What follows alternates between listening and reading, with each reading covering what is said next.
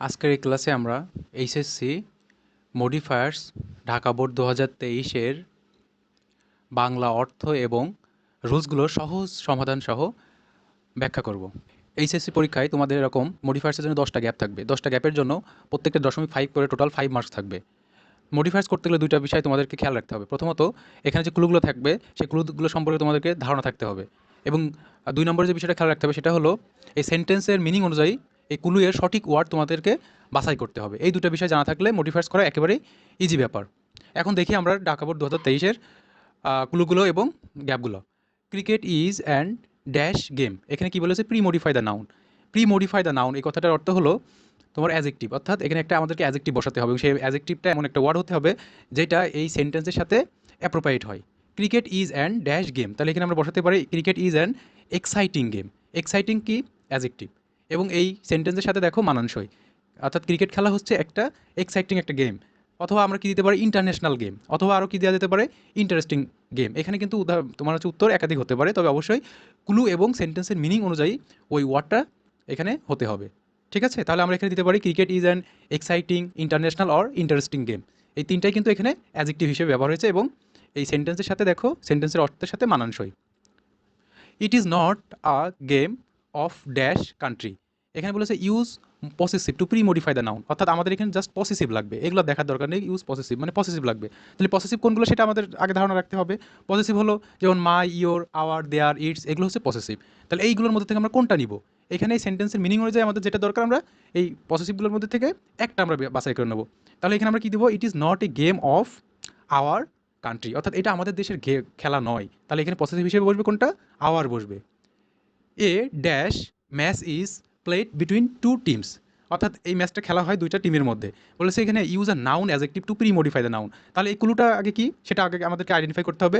Use a noun adjective. Noun adjective মানে হচ্ছে যে পরপর দুইটা নাউন বসবে। দেখো এখানে আমাদের কিন্তু ম্যাচ, এটা একটা নাউন, এর আগে আরও একটা নাউন বসাতে হবে যেটা কিসের কাজ করবে? যেটা অ্যাজেক্টিভের কাজ করবে। তার মানে নাউন অ্যাজেক্টিভ সমান নাউন প্লাস নাউন, অর্থাৎ প্রথম নাউনটা কিসের কাজ করবে? অ্যাজেক্টিভের কাজ করবে, আর দ্বিতীয় নাউনটা থাকছেই। তাহলে এখানে আমরা এমন একটা ওয়ার্ড বসাবো যেটা অ্যাজেক্টিভের কাজ করে। তাহলে আমরা এখানে কি দিতে পারি? A cricket match is played between two teams, অর্থাৎ একটা ক্রিকেট ম্যাচ খেলা হয় দুইটা টিমের মধ্যে। তাহলে এখানে এই যে ক্রিকেটও কিন্তু একটা নাউন, আবার ম্যাচও কিন্তু একটা নাউন। আর যখন ক্রিকেট ম্যাচ একসাথে বসছে তখন কিন্তু এই যে ক্রিকেটটা কিসের কাজ করছে? অ্যাজেক্টিভের কাজ করছে, অর্থাৎ নাউন প্লাস নাউন সমান নাউন অ্যাজেক্টিভ। আচ্ছা, তারপর ডি নম্বরটা দেখো, dash use a distributive pronoun to premodify the noun. এখানে আমাদের একটা কি বসাতে হবে? ডিস্ট্রিবিউটিভ প্রোনাউন বসাতে হবে।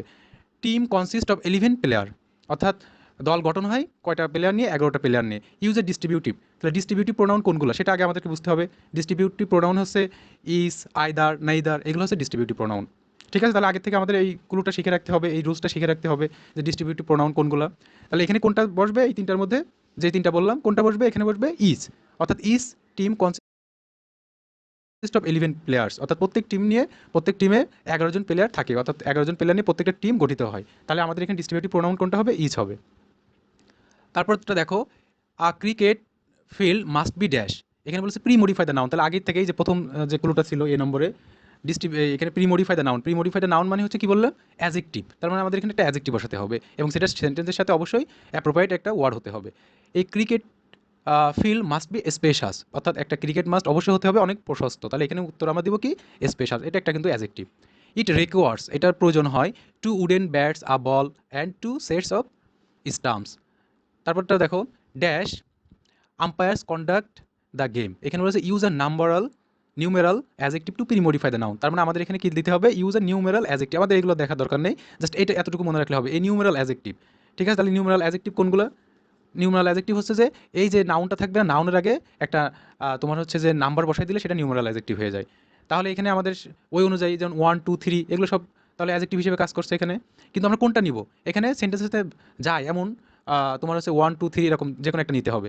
তাহলে একটা গেম তোমার হচ্ছে কয়েকজন আম্পায়ার কন্ডাক্ট করে থাকে, পরিচালনা করেছে? সাধারণত 2 জন। তাহলে আমরা এখানে দিব 2। এজন্য কি হবে? এখানে নিউমেরাল অ্যাজেক্টিভ 2 হবে। 2 umpires conduct the game. Sometimes, মাঝে মাঝে থার্ড আম্পায়ার ইজ রিকোয়ার্ড, একটা থার্ড আম্পায়ারের প্রয়োজন হয়। এখানে বলেছে যে কি use an infinitive to post modify the noun. An acute confusion দূর করার জন্য একজন থার্ড আম্পায়ারের প্রয়োজন হয়। এখানে আমাদের লাগবে ইউজ অ্যান ইনফিনিটিভ। তাহলে আমাদের ক্লুটা হচ্ছে ইনফিনিটিভ বলতে কোনটা বোঝায়? To plus verb. মনে রাখবো ইনফিনিটিভ মানে হচ্ছে টু প্লাস ভার্ব। তাহলে আমাদের এখানে টু প্লাস ভার্ব দিয়ে একটা কি নিতে হবে? একটা ওয়ার্ড নিতে হবে যেটা এই সেন্টেন্সের সাথে অর্থবোধক হয়। মাঝে মাঝে এই থার্ড আম্পায়ার ইজ রিকোয়ার্ড, প্রয়োজন হয়। কিসের জন্য প্রয়োজন হয়? টু সলভ দ্য প্রবলেম, অথবা to solve an acute confusion. এই যে বিভিন্ন ধরনের যে কনফিউশন থাকে সেগুলো দূর করার জন্য একজন থার্ড আম্পায়ারের প্রয়োজন হয়। তাহলে এখানে উত্তরটা হবে টু সলভ। এটা হচ্ছে কিন্তু ইনফিনিট, টু প্লাস ভার্ব। তারপরটা দেখো, dash the opportunity the batter hits the ball away at a good distance and runs to the opposite wicket. এখানে বলছে ইউজ এ পার্টিসিপল।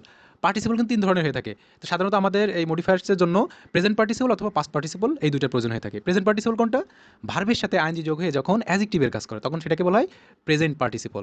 ঠিক আছে? তাহলে শুধু যখন পার্টিসিপল বলবে পার্টিসিপল, তখন যে কোনো একটা পার্টিসিপল বসালে হবে। তবে সাধারণত আমাদের এখানে প্রেজেন্ট পার্টিসিপল ব্যবহারটা হয়ে থাকে। তাহলে আমরা এখানে ভার্বের সাথে আইএনজি যোগ করে একটা ওয়ার্ড নিব,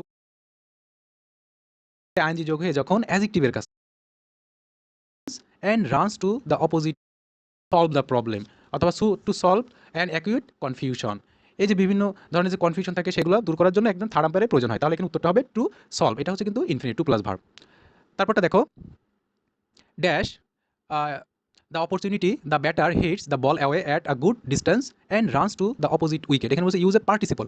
পার্টিসিপল কিন্তু তিন ধরনের হয়ে থাকে। তো সাধারণত আমাদের এই মডিফায়ার্সের জন্য প্রেজেন্ট পার্টিসিপল অথবা পাস্ট পার্টিসিপল এই দুটো প্রয়োজন হয়ে থাকে। প্রেজেন্ট পার্টিসিপল কোনটা? ভার্বের সাথে আইএনজি যোগ হয়ে যখন অ্যাডজেক্টিভের কাজ করে তখন সেটাকে বলা হয় প্রেজেন্ট পার্টিসিপল। ঠিক আছে? তাহলে শুধু পার্টিসিপল বলবে, পার্টিসিপল তখন যে কোনো একটা পার্টিসিপল বসালে হবে। তবে সাধারণত আমাদের এখানে প্রেজেন্ট পার্টিসিপল ব্যবহার হয়ে থাকে। আমরা ভার্বের সাথে আইএনজি যোগ করে একটা ওয়ার্ড নিব, কোনটা নিয়ে যাচ্ছে? তাহলে এখানে সেন্টেন্সের মানুষ হয় বা অ্যাপ্রোপ্রাইট হবে কোনটা? হ্যাভিং অথবা গেটিং। হ্যাভ প্লাস আইএনজি, যে হ্যাভিং এটা পার্টিসিপলের কাজ করছে, অথবা গেট প্লাস আইএনজি গেটিং। তাহলে হ্যাভিং অথবা গেটিং যে দুইটা যে কোনো একটা দিলেই হবে। Having or getting opportunity the batter hits the ball away at a good distance, অর্থাৎ এই অপরচুনিটি বা সুযোগ পেয়ে ব্যাটার কী করে? বলটা অনেক দূরে পাঠিয়ে দেয় এবং runs to the opposite wicket, এবং অপোজিট উইকেটে কী করে? রান নিতে থাকে। If dash batter is out next batter comes in this place, অর্থাৎ যখন একটা ব্যাটার আউট হয়ে যায় তখন আরেকটা ব্যাটার আবার ক্রিজে আসে। এখানে কি বলছে আই নম্বরটা? Use an indefinite pronoun. তাহলে আমাদের এখানে কি দরকার? ইনডিফিনিট প্রোনাউন দরকার। তাহলে ইনডিফিনিট প্রোনাউন কোনগুলো সেটা আগে আমাদের জানতে হবে। তাহলে ইনডিফিনিট প্রোনাউন হচ্ছে any, everyone, anything, someone, something, one, এগুলো হচ্ছে ইনডিফিনিট প্রোনাউন। এর মধ্যে থেকে আমরা কোনটা বসাবো সেটা কিভাবে আমরা বাছাই করবো? সেটা হচ্ছে যে সেন্টেন্সের মিনিং অনুযায়ী যেটা আমাদের দরকার সেটা আমরা এখানে বসাবো। ইফ ড্যাশ ব্যাটার, যখন একজন ব্যাটার আউট হয়ে যায় তখন আরেকজন ব্যাটার আসে, তাহলে আমাদের কোনটা দরকার? ওয়ান দরকার। দেখো, if one batter is out next batter comes in this place, এই জায়গায় তখন কি করে? আসে। আচ্ছা, তারপর বলছে দেখো, both teams try dash to out all batters of the opposite. হ্যাঁ, অর্থাৎ সকল ব্যাটারে কী করে? চেষ্টা করে অন্য ব্যাটারদেরকে আউট করতে। ঠিক আছে? ড্যাশ বোথ টিমস, প্রত্যেক তোমার হচ্ছে টিমই চেষ্টা করে অন্য ব্যাটারদেরকে, অপোজিট ব্যাটারদেরকে কী করতে? আউট করতে। তাহলে এখানে আমাদের ক্লুটা কি বলছে? Use an adverbial phrase to post modify the noun. তাহলে আগে অ্যাডভার্ব কি সেটা জানতে হবে। অ্যাডভার্ব বলছে তোমার ভার্ব, অ্যাডজেক্টিভ অথবা অ্যাডভার্ব নিজেকে কী করে? মডিফাই করে, তাকে অ্যাডভার্ব বলে। আর ফ্রেজটা কি? এই অ্যাডভার্ব প্লাস আদার ওয়ার্ড, অ্যাডভার্বের সাথে আরও অন্য যে ওয়ার্ডগুলো দরকার হবে সেন্টেন্সটাকে সম্পূর্ণ করতে, সেটাকে বলা হয় ফ্রেজ। তার মানে আমাদের এখানে দরকার অ্যাডভার্ব প্লাস আদার ওয়ার্ডস। ঠিক আছে? তাহলে বোথ টিমস ট্রাই, প্রত্যেক টিমই কী করে? চেষ্টা করে। কী করতে চেষ্টা করে? ভেরি হার্ড, কঠোরভাবে চেষ্টা করে to out all the batters of the opposite, opposite ব্যাটারদেরকে আউট করতে। তার মানে এখানে ভেরিটা হচ্ছে অ্যাডভার্ব, আর এই যে হার্ড এটা হচ্ছে ফ্রেজ, মানে আদার ওয়ার্ড, অতিরিক্ত ওয়ার্ড। এই সেন্টেন্সটাকে তোমার হচ্ছে যে অর্থবোধক করতে আরও এই অতিরিক্ত ওয়ার্ডটা ব্যবহার হচ্ছে হার্ড। তাহলে ভেরি হার্ড, তাহলে এখানে উত্তর হবে ভেরি হার্ড। আশা করি তাহলে তোমরা এই ক্লাসটা ঢাকা বোর্ড 2023 সমাধানটা বুঝতে পেরেছো। আর এই সম্পর্কে মডিফায়ার সম্পর্কে শর্টকাট রুলসের একটা ভিডিও ক্লাস আমাদের ডেসক্রিপশন বক্সে দেওয়া থাকবে। তোমরা যদি ওই ক্লাসটা করে দেন, মডিফায়ারগুলো সমাধান করো বোর্ডগুলো, তাহলে আশা করি তোমরা ইনশাল্লাহ এটা সহজে বুঝতে পারো।